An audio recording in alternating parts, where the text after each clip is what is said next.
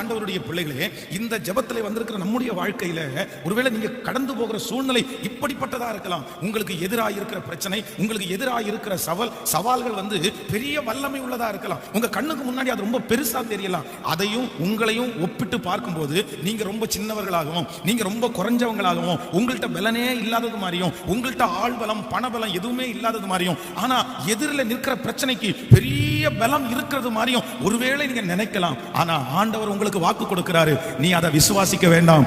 அவர்களோடு இருப்பவர்களை பார்க்கலாம், அந்த பிரச்சனையை பார்க்கலாம், அந்த சவாலை பார்க்கலாம், உங்களோடும் என்னோடும் இருக்கிற தேவனாகிய கர்த்தர் அவர் பெரியவர்.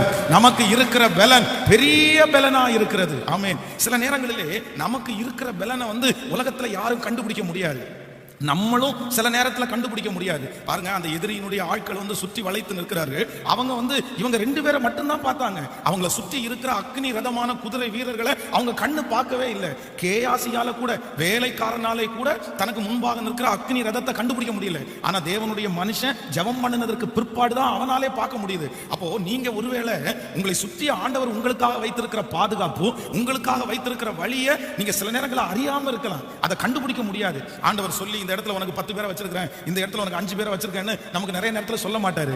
ஆனா உண்மை என்ன அப்படின்னா, நீங்க 2 பேரா இல்ல, நீங்க தனியா இல்ல.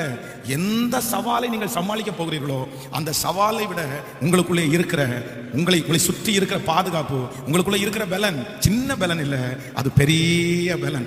நான் தீர்க்க தரிசனமாய் சொல்லுகிறேன், இந்த கூட்டத்தை முடித்து போகும்போது உங்களுக்கு முன்பாக இருக்கிற சவாலை நீங்கள் ஈஸியாக ஜெயிப்பீர்கள், நீங்கள் சுலபமாய் தாண்டுவீர்கள். அதை உங்களுடைய கண்களுக்கு முன்பாக அது சமாதானமாய் மாறும். ஏன் அப்படின்னா உங்களோடு கூட இருக்கிறது தேவ பலன், உங்களோடு கூட இருக்கிறது. ஆமென்.